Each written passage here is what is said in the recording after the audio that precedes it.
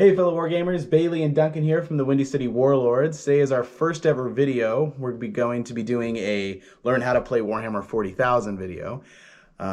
Starting March 25th, you can find us on twitch.tv under Windy City Warlords. We're going to be doing live battle reports for Warhammer 40,000, Age of Sigmar, Lord of the Rings strategy battle game, and a couple other smaller variants of those games, as well as possibly bolt action in the future. So we'd much appreciate if you follow us on there and keep up to date on our content, as well as subscribing on here so you can keep up to date on all of our videos. Tonight, we're going to be, like I said, doing a Learn How to Play Warhammer 40,000 video. We'll be using the Elite box set from Games Workshop, the Get Started box set that comes with Necrons and Space Marines. And we'll be going over just the most basic rules for how to play the game. Now, I'd like to acknowledge before we get into the actual gameplay that we will not be using all the current rules and all the stats for the weapons, models, and armies that we'll be playing tonight, just because this is just a base game and we're not going to be using the codexes or the core rules. Basically, we'll just be using everything in this little elite manual that a starting player would get when they bought it from Games Workshop. All right, let's get started. Alrighty, well, let's get started into actually learning the basic rules for Warhammer 40,000. So to begin with, there are the phases. These are the steps that you follow pretty much that you follow rigidly throughout every version of 40K that you can play. When starting the game, you of course roll off for deployment, and then you alternate deploying. After you've deployed, you'll roll off again to see who goes first. Whoever goes first will then follow a set amount of phases that we're just going to go through really fast so that anybody watching the video can follow along in their rule books or in their elite manuals and be able to just kind of cement that in their brain, as these are steps you never want to miss as you roll through the game. If you do, you're going to miss some important steps in your game and it'll probably hurt you a little bit. So starting off, we have the command phase. We will not be using this much this game, but it is a really important phase. This is when characters who have certain abilities can activate them and select units to give them rerolls, make them move, give them special saves, different modifiers. That's something that you can set up and you'll see in further battle reports from us. But in this game, we don't have any units that will be using the command phase, so we're just kind of we'll mention it when we go through by it, but we're not going to use it. Next is the movement phase. The movement phase is when all your characters and all your units will get to make their move actions. There's a couple different actions you can make during the movement phase. The first is, of course, just your regular move. You look at your stat, the M on your little statistics sheet, and that's where you will that's where you'll see how far your character can move. You'll measure it out over a tape measure, and you'll move them. The next step you can do is you can advance. That's where you get to add a D6's worth of inches to your movement. Advancing can be very strategic and advantageous, but also can be a bit of a downside because when you advance, most units cannot charge, and most of the time you cannot shoot your weapons either unless your weapons are a assault class weapon, if that's their class. If they're an assault class weapon, basically what that means is they'll get to shoot with a negative modifier of 1 after they advance. We'll honorably mention the psychic phase. We also won't see that today. The psychic phase is when any of your psychic models will be able to use their psychic abilities. So like Smite, zap the enemy with lightning, or a multitude of other really fun things that can be army specific, as well as there's a couple things that everybody gets. Certain armies, much like the Thousand Suns and the Grey Knights, heavily rely upon the psychic phase, but almost every army has an option to take some form of psychic unit. Again, honorable mention, hoping to see that today, but in future battle reports, especially because Duncan plays the Grey Knights, we will definitely see a lot of that. Next, we have the shooting phase. The shooting is when any model with a ranged weapon can make their attack. Now, a couple things that are really important about shooting. First off, a model has to have line of sight to shoot something. So if I have a Necron warrior here, and he's behind this building, my assault intercessor is not able to shoot him because he cannot be seen. Now, of course, if you're playing with friends, you can make up rules about shooting through windows, all that kind of stuff. But for the most part, in most gaming scenarios, we would consider this blocked line of sight. Now, if the Necron warrior was out here, it'd be a different story. I'd measure out my Space Marine's range on his heavy bolt pistol, which is 16 inches, or 18 inches, I'm sorry. And that is well over, so I'd be able to shoot my opponent there. So that's the two things you have to remember when starting off shooting. Measure, make sure your gun's in range. Second, make sure you can see your opponent, number one. Now, if a model is partially obscured by a building, and you can see at least 25% of it, you can shoot at it. But if it is obscured, you'll get to add a +1 to your saving throw against the weapon. Because it's considering the building being in the way of the shot. And there's a chance that the bullet's trajectory could be slowed down. Not its trajectory, but its speed could be slowed down by the trajectory of it hitting the wall first. Awesome. So the big thing about shooting is, of course, it can be affected by the movement phase, as if you've advanced, you can't shoot unless you have an assault weapon, as we beforehand mentioned. But you'll do all your shooting with that. The next phase I'll move on to is then you declare your charges. Now, when declaring charges, a model has to be within 12 inches of another model to charge it. And of course, that said model mostly cannot have advanced. If they've advanced, they won't be able to charge. All the units in this game, that'll be the case. There are some units that have some special rules that allow otherwise, but it's for another time. Basically, when you charge, you'll take 2 dice, and you'll need to roll the inches needed for the charge. So this Necron warrior, he needs from base to base a 6-inch charge. So he'd roll, you got 8 inches, he's in there, he's getting to get to fisticuffs with this Ultramarine. So that's pretty easy. After you declare charges, you move them in, you move on to the fight step. Now there's a couple interesting things about the combat phase.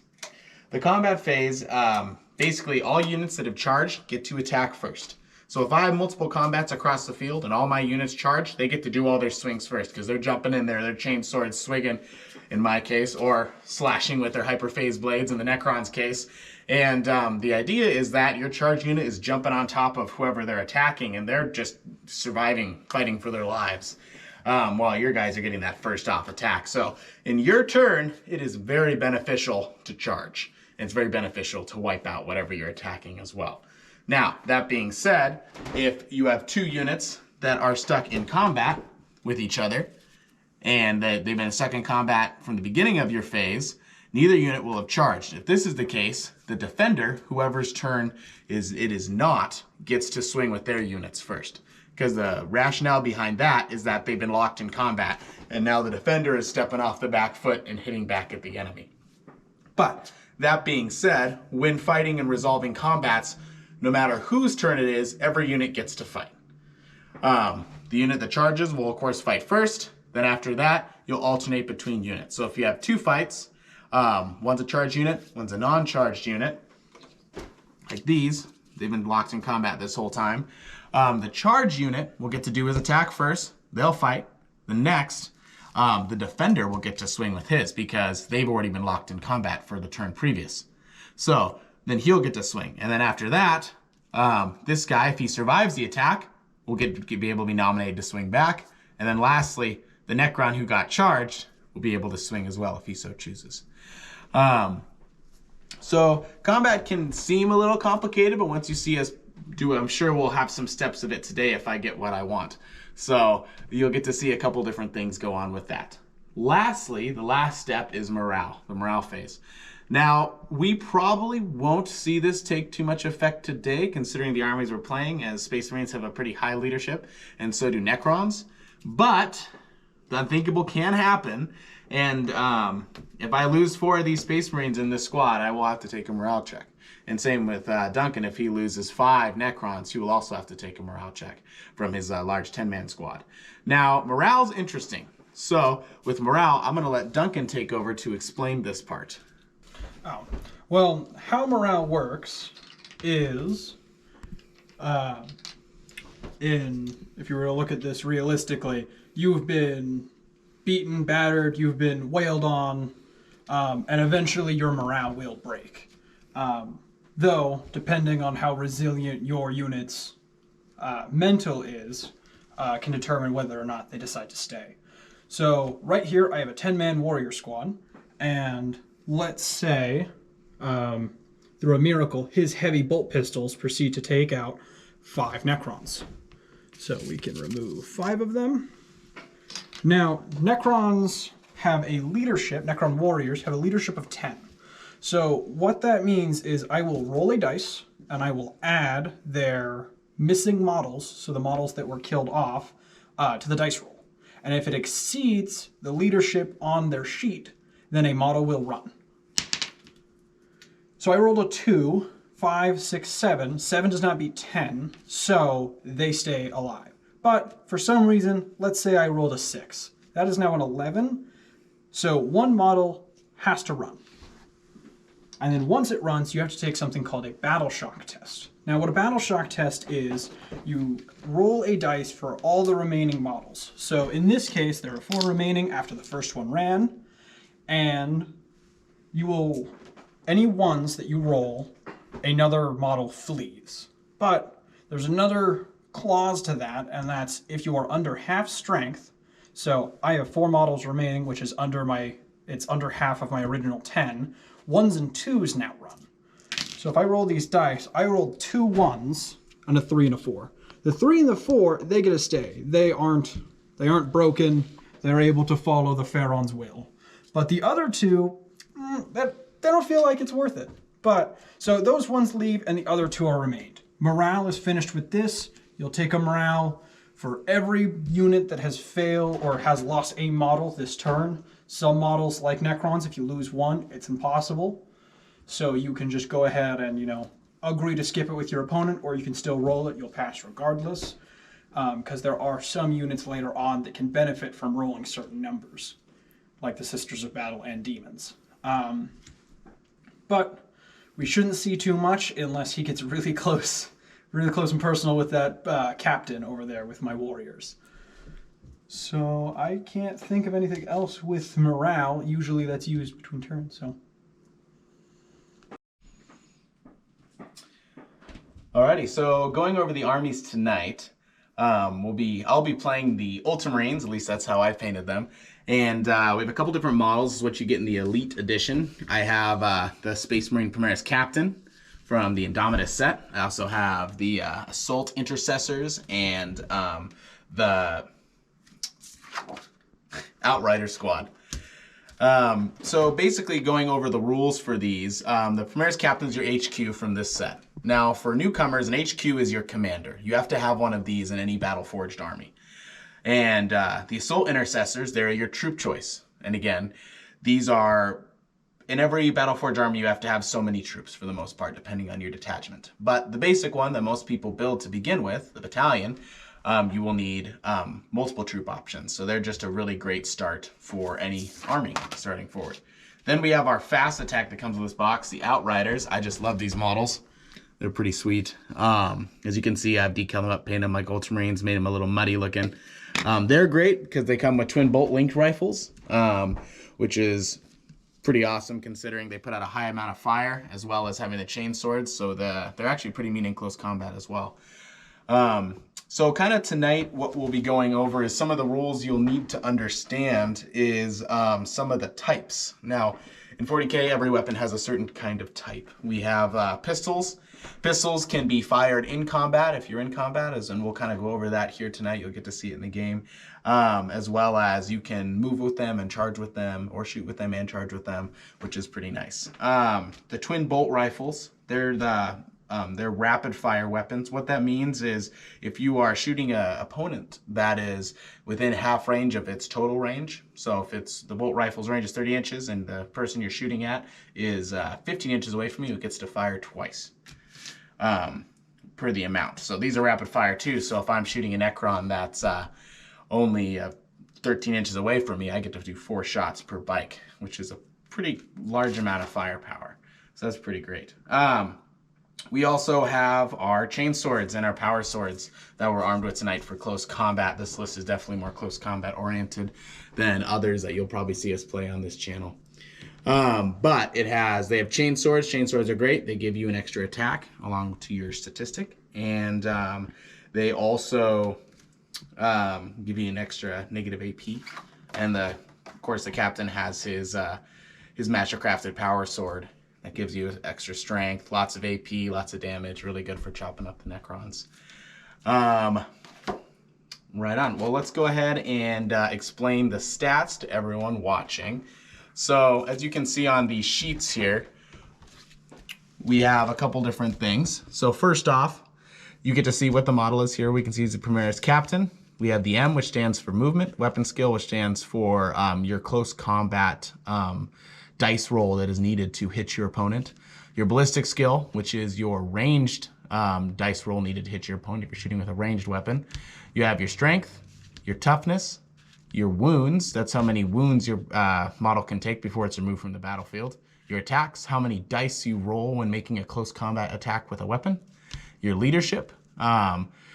For large squads, this is pretty important as you can fail leadership tests and run away from the battlefield.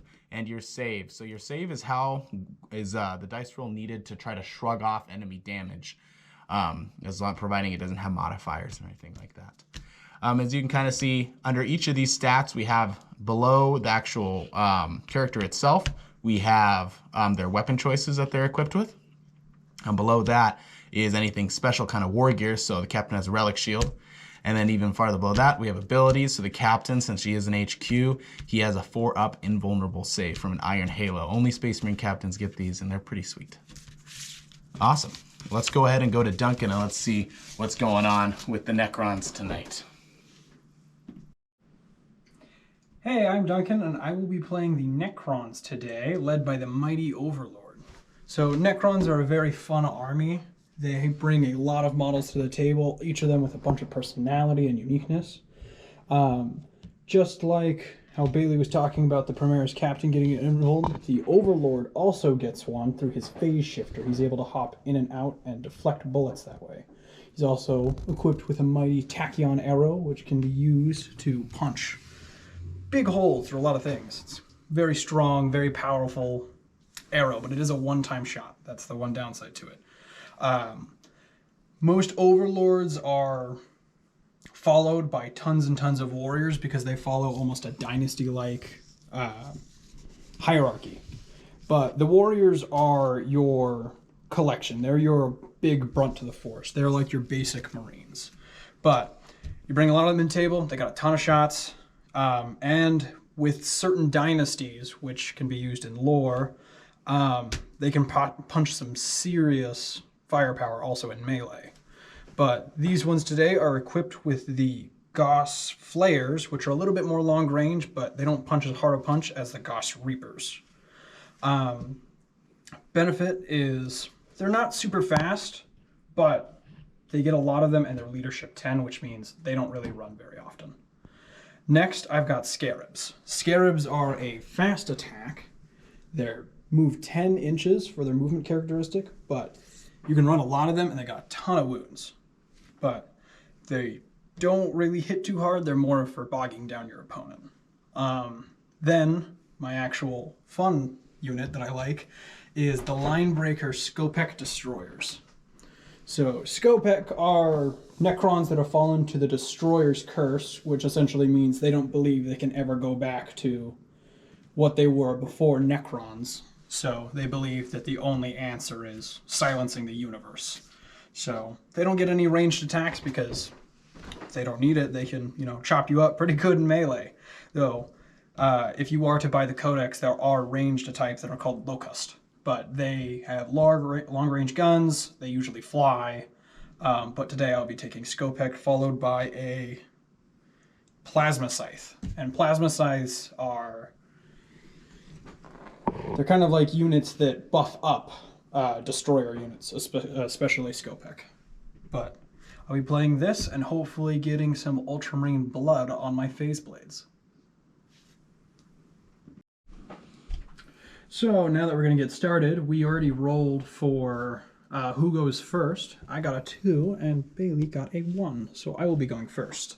Now in this battle plan, it's called Final Confrontation. You get it in the Elite book, but it has predetermined locations for all of your models.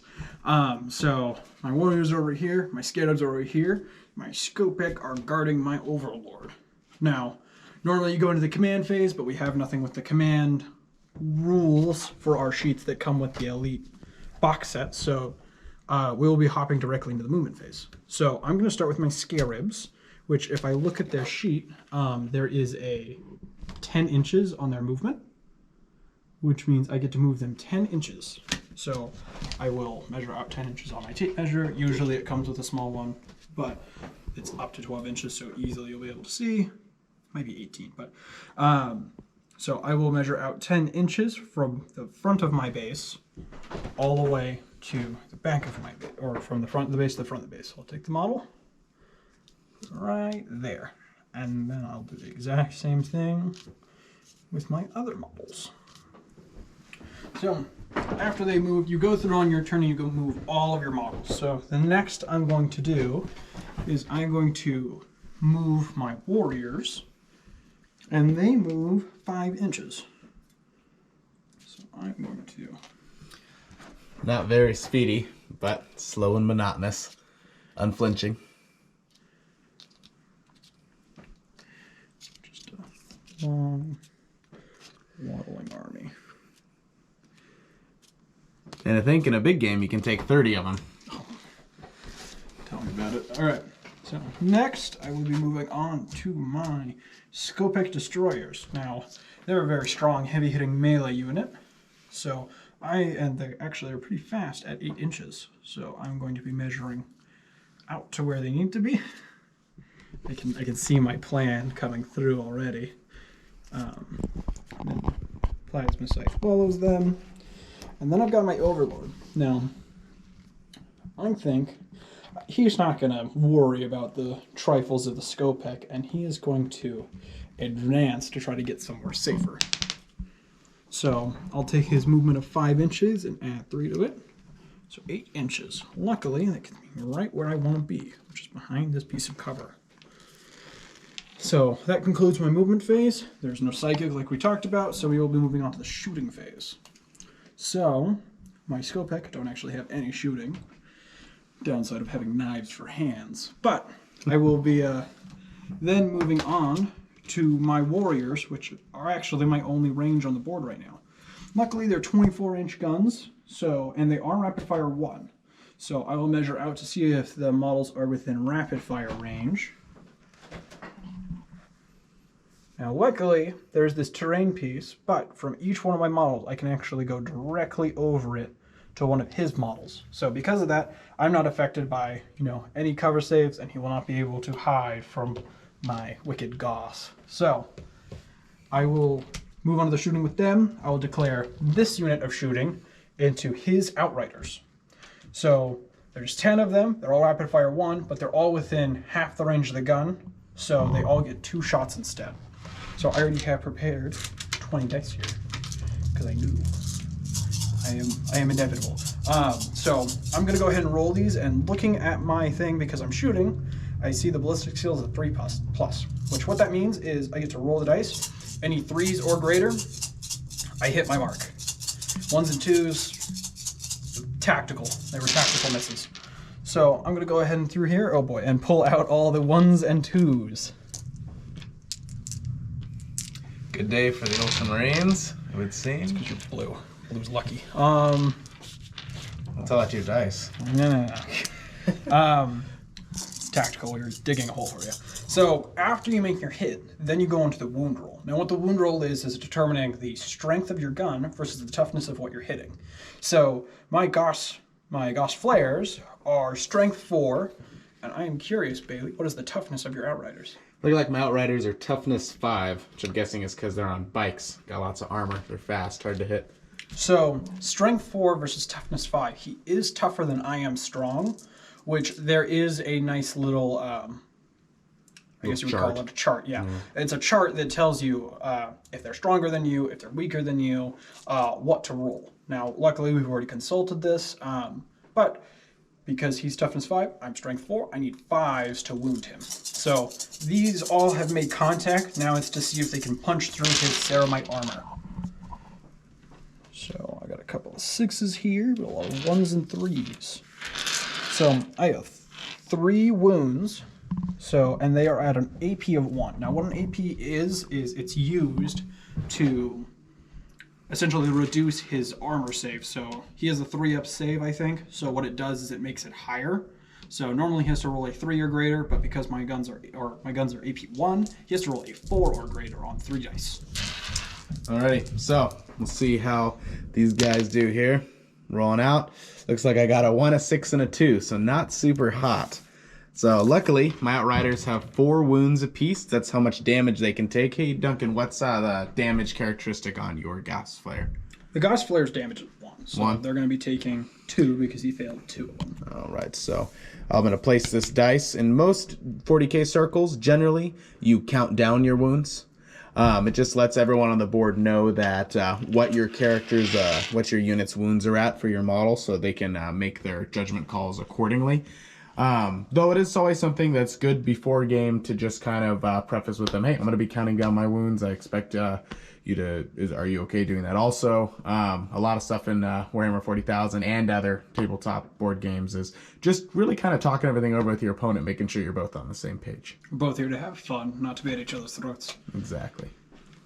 And also, on a later note, there are bigger and badder models that cost a lot of points, but they have wound brackets that degrade, so the more wounds they take, the worse they become. But they start with a tremendous amount of wounds.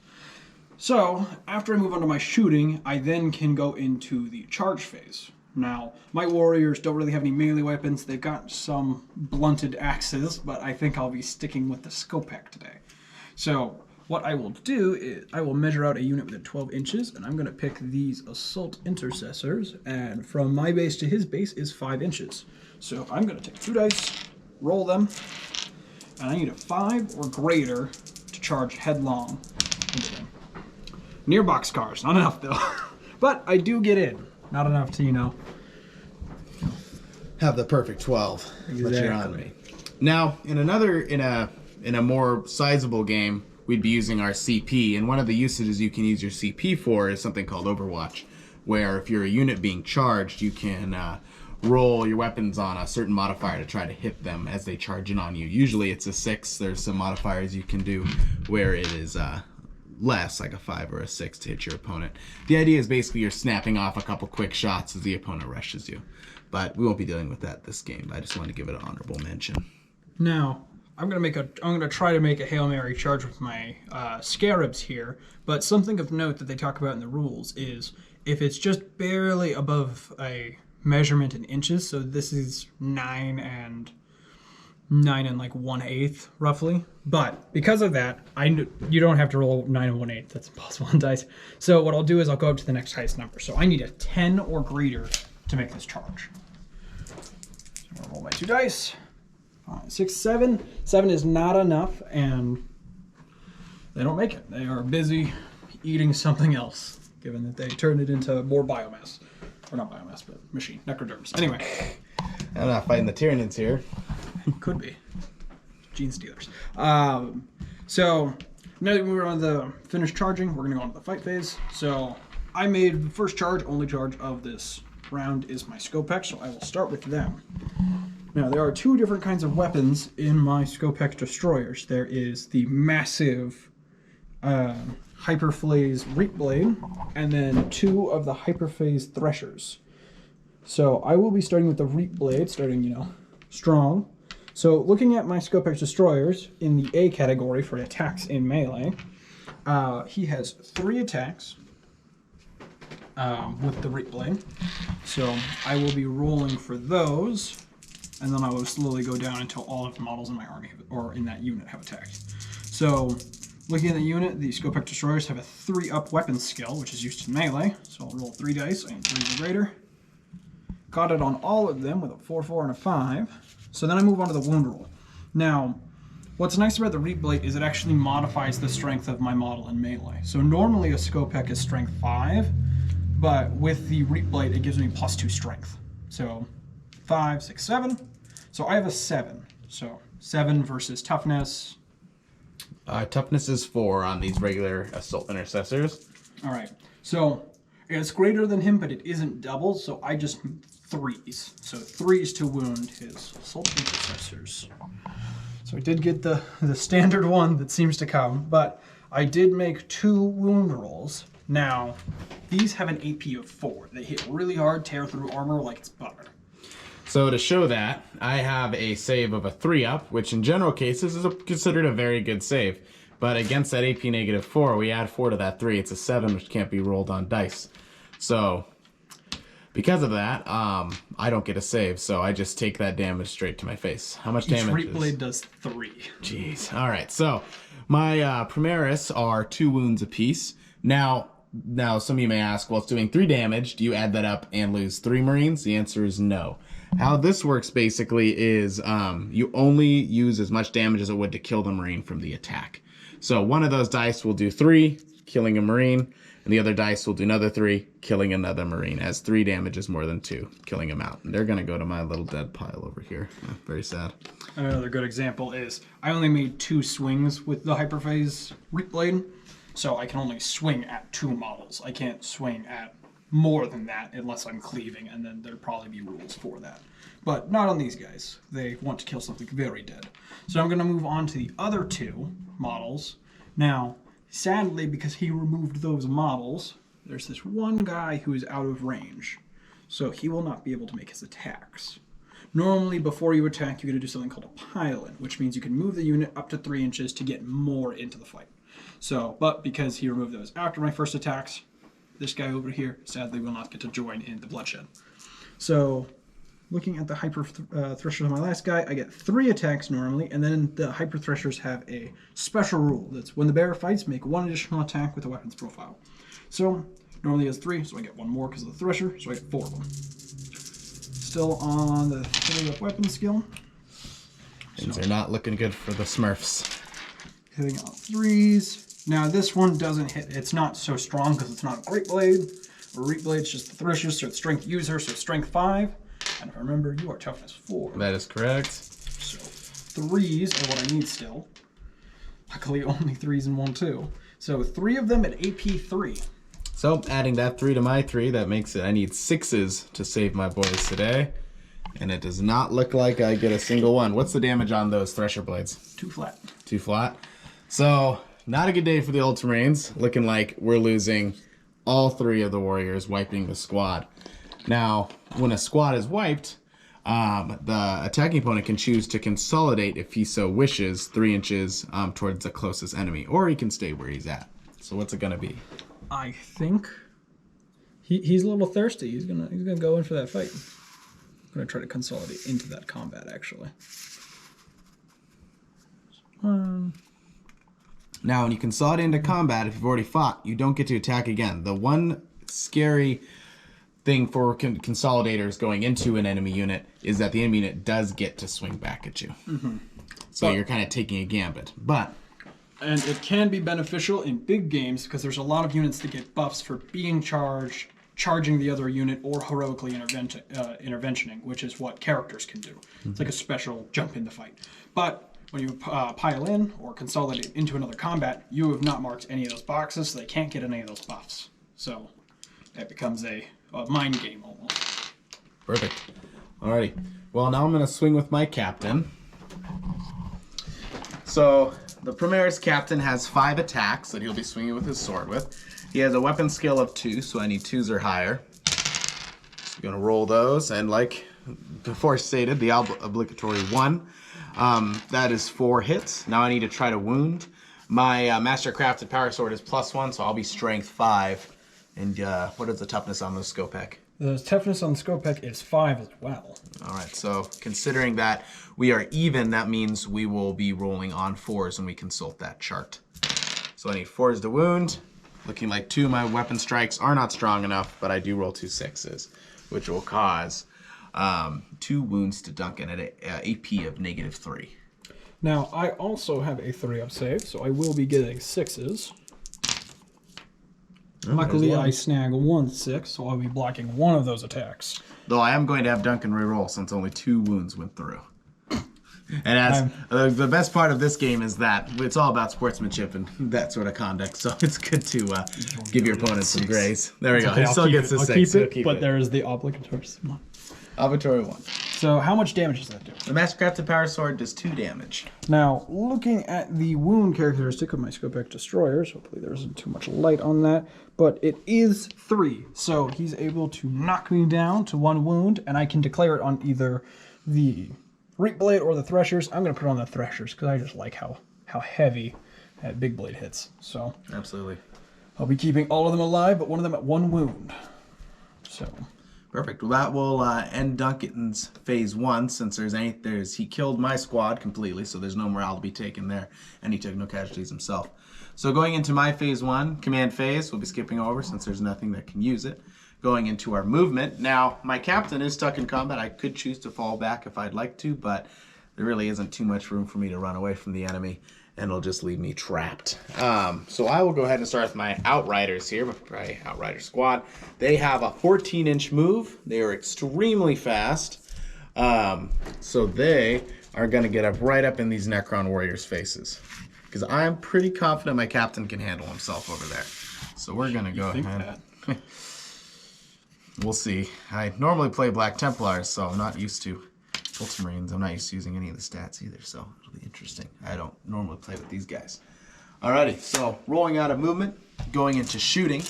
I'm going to go ahead and light up that Necron Warrior squad. So I have twin bolt rifles on my bikes, and each of my Outriders has a heavy bolt pistol. So we'll start with the heavy bolt pistol shooting first. I'm needing 3s to hit. I missed with all of them. These guys are too busy driving, apparently. All right, does not bode well for the rest of my rolls. But next, we'll do the twin bolt rifles.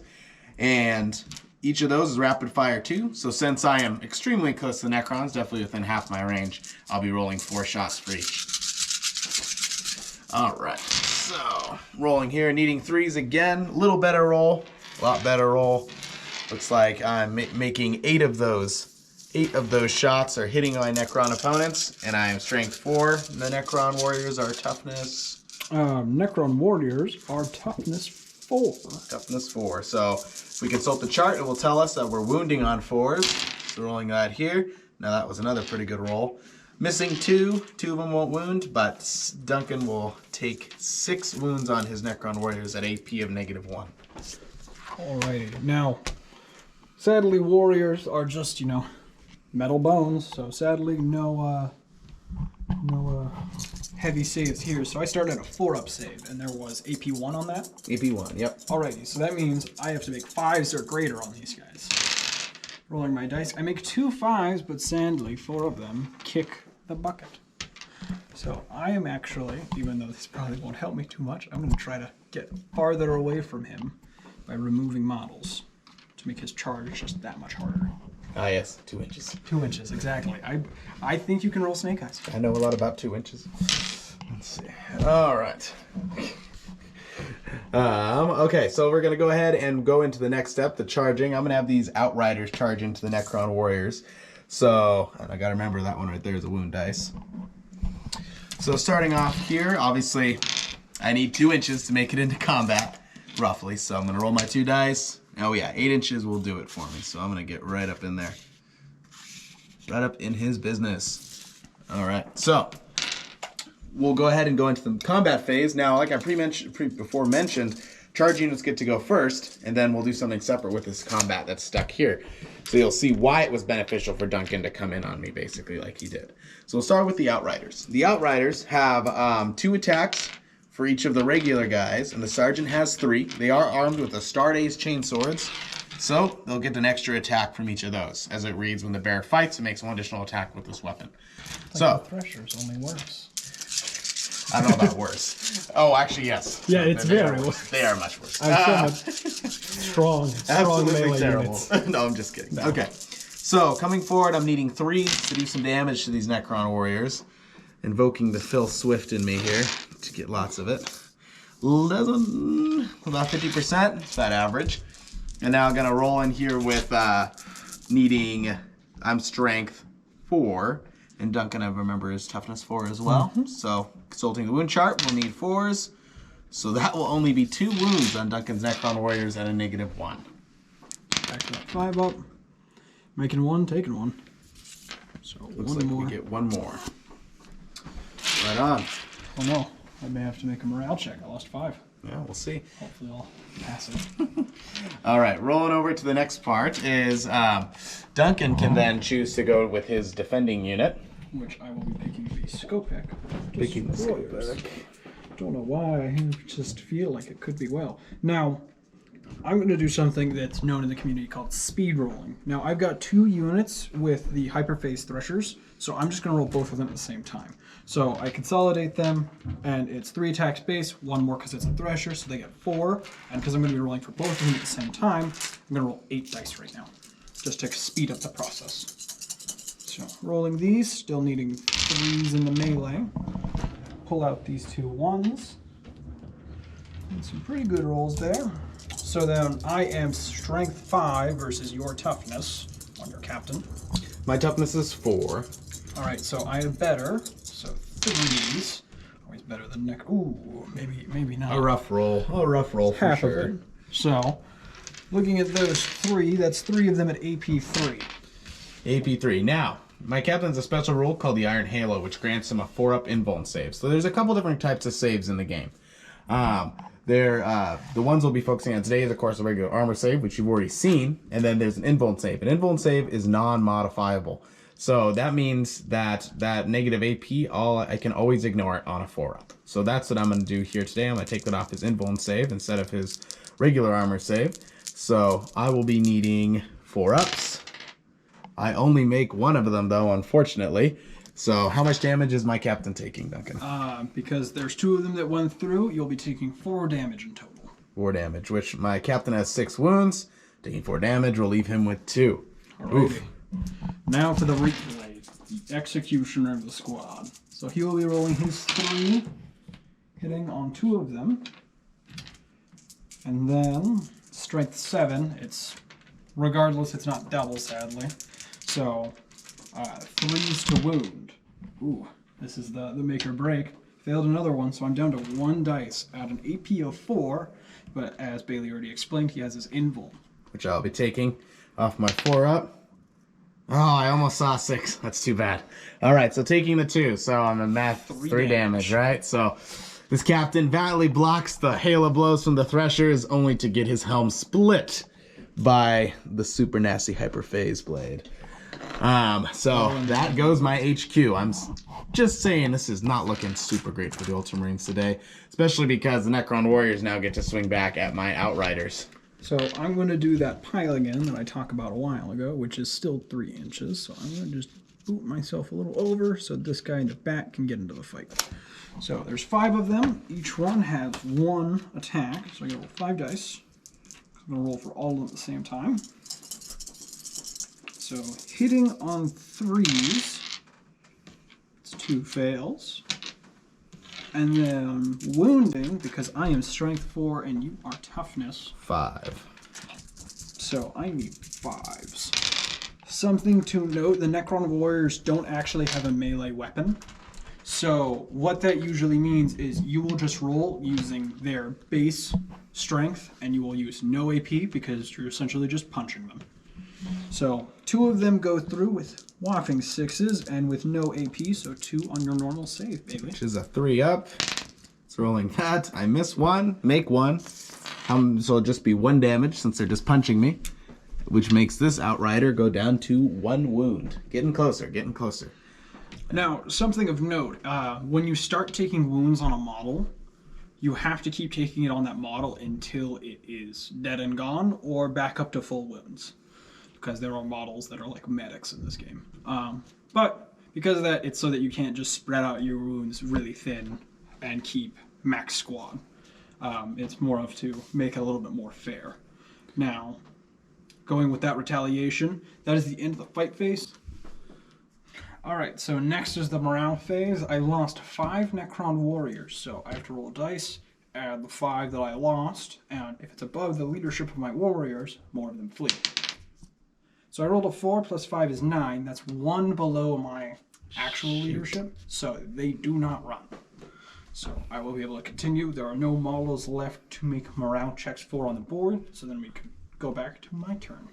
So this will be the start of turn 2. Necrons with a pretty resounding lead. Not looking super great for the Ultramarines, but you never know. It is a dice game after all. So, skip the command phase, going on to the movement phase. We'll be moving 8 inches this way.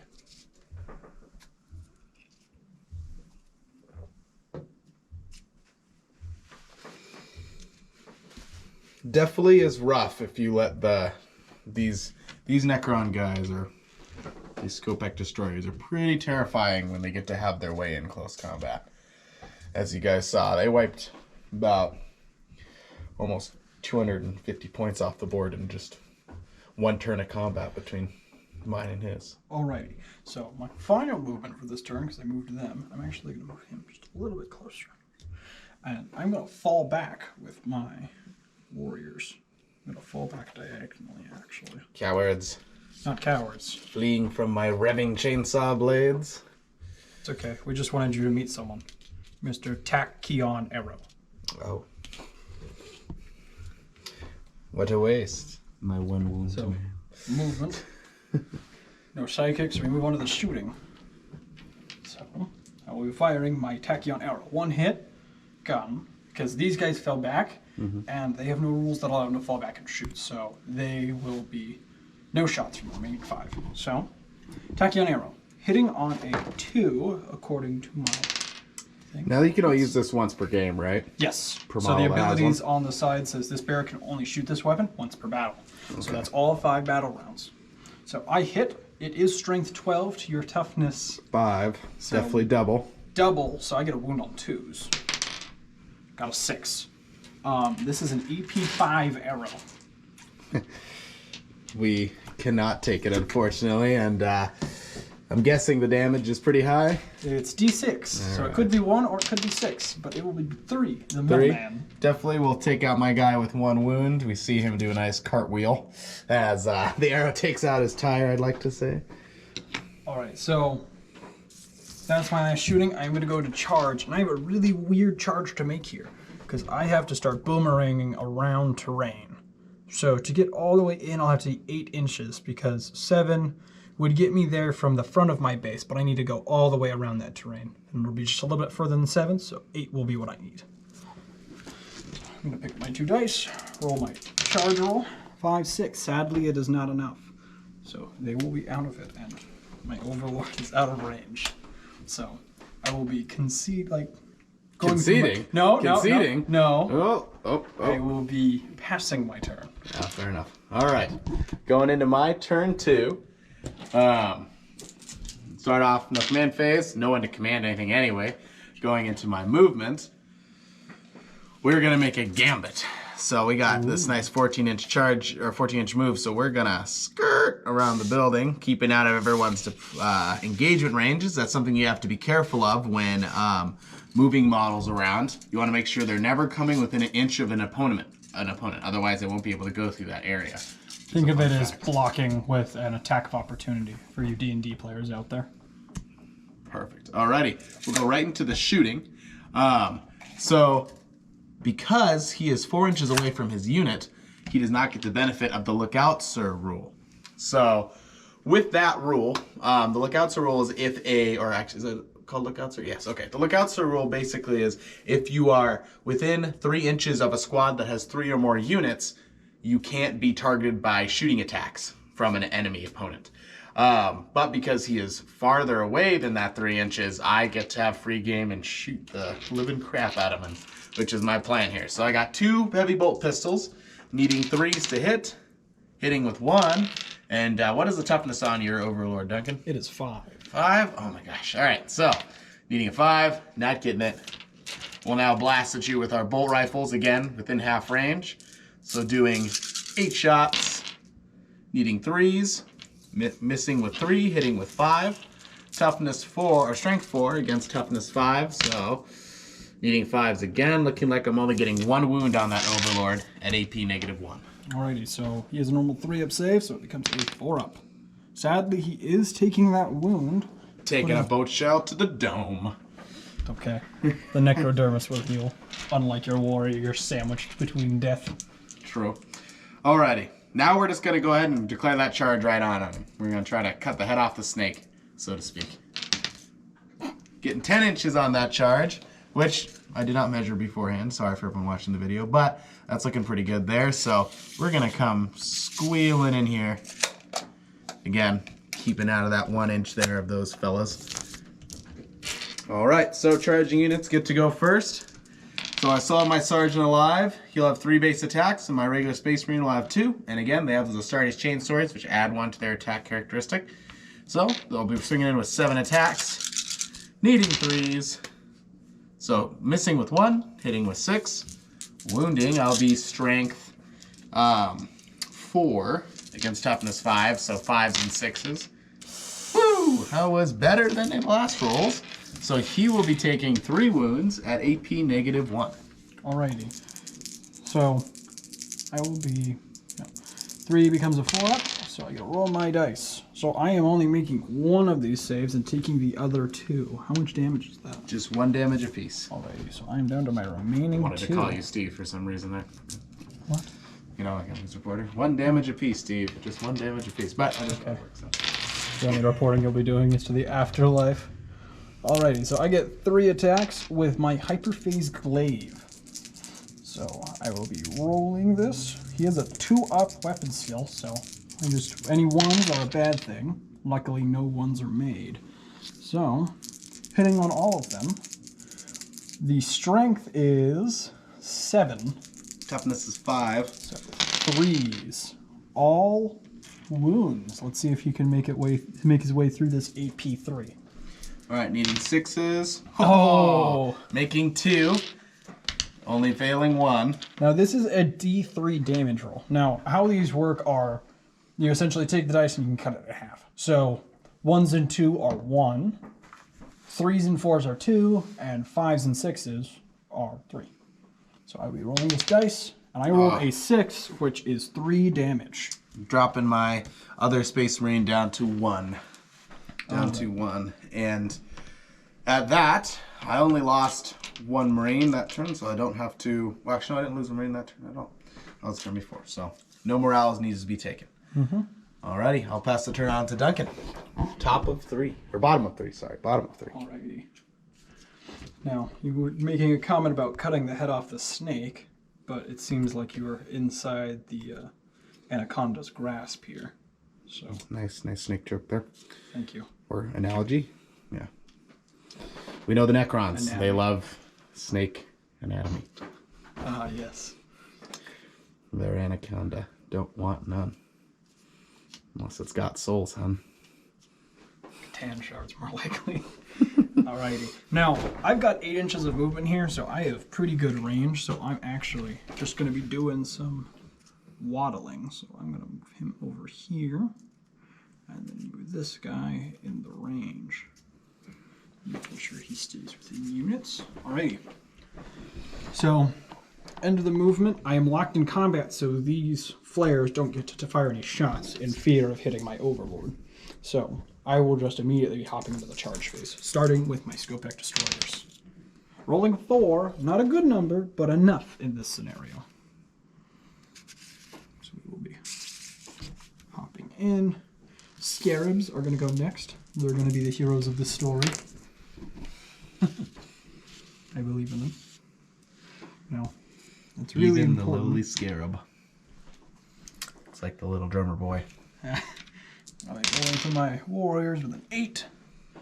So luckily I can take that 8 and I'm just gonna wrap around into the fight. Pow and pow. Alrighty. So starting with the units that charge, so my overlord cannot swing first. I'll be starting with the Skopek.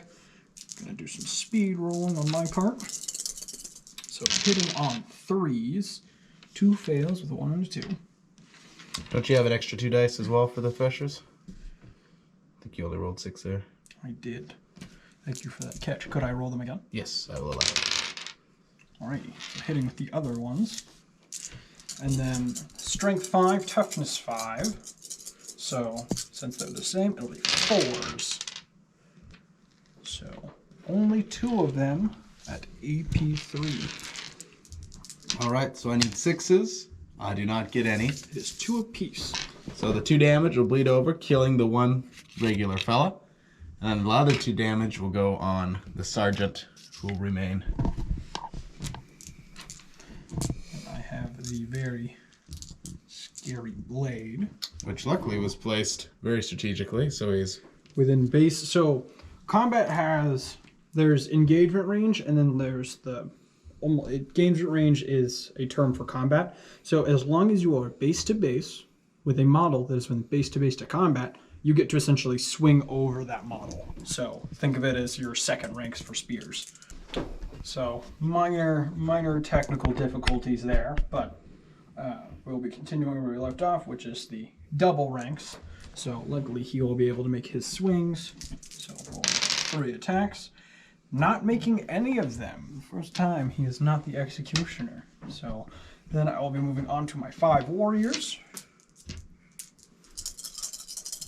Hitting on 3s.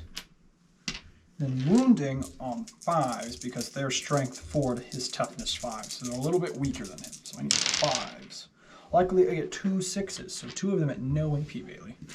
Alright, needing my 3-up saves, making it with 2 5s. My sergeant lives. Alrighty, it's your turn to shine. Scarabs, I believe in them. Alright, so scarabs get a ton of attacks, but they don't hit very hard. So, hitting you with 8 attacks, actually more than that. 12 attacks because there's 3 of them. Now, their feet or mandibles have a special rule. When resolving attacks made with weapons with an unmodified hit roll of 6, it automatically successfully wounds the target. I don't have to make a wound roll.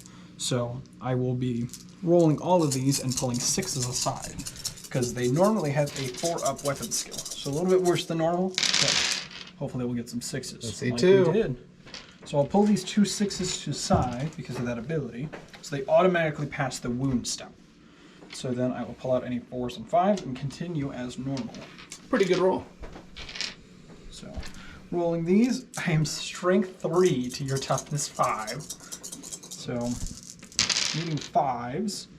Luckily I get 3 more. Good. So you were looking at 5 in total at no AP. Alright, moment of truth. Does the sergeant make it? He does. He lives with 1 wound. Now, hopefully he'll be able to, strike in the name of his chapter and hopefully wound someone. Who's he attacking? He is going straight into your overlord. All right. He's gonna get that kill, by golly. Sure is. As the Ultramarines say, we march from a crag and we know no fear. Needing 3s, missing with 2. Oh boy. And then needing 5s and 6s, and sadly, the Emperor is not smiling. Didn't the crag fall? No. Oh, well, it could. It looks like it's about to if it's marching forward, and it did that. All right, Overlord, now, being the last unit, is going to pile in just a little bit closer, just to make sure they can't get away. And I'm going to roll my attacks. So, 3 attacks, hitting on 2s, all hits, and then strength 7 to yours 5, so 3s. So 2 of them at AP 3. Good AP 3. Ready to see some boxcars? Oh. No, didn't happen. Well, in this case, taking 2 damage, which is enough. And the Ultramarines are vanquished. Necron victory. So, of course, it's always fun with these missions to read the debrief. The ignorant warriors of mankind have been cold. Transdimensional blades and the ghostly flicker of Goss energy flay the armor from the final defiant Space Marines until an eerie silence reigns over the battlefield. Very sad. But a fantastic game with Duncan here. GG. Good game, sir. And hopefully you guys are able to have a little bit of a better understanding of how just the basic ebb and flow of a 40k battle goes. Of course, if you have any questions, please leave them in the comments. Or since we're starting out, any advice is also, or any feedback would be great as well. Mm-hmm. Also, when we start streaming on the 25th, we'll be watching the comments roll in through twitch.tv / Windy City Warlords. Mm-hmm. So we'll be able to see that. So if you guys have any questions, we'll be able to answer them live there while we're playing games. But hopefully we'll see you guys around some more. Yeah, and stay tuned. We're going to do learn how to play battles just like this one for Age of Sigmar, as well as the Lord of the Rings strategy battle game over the next week. So look forward to seeing you.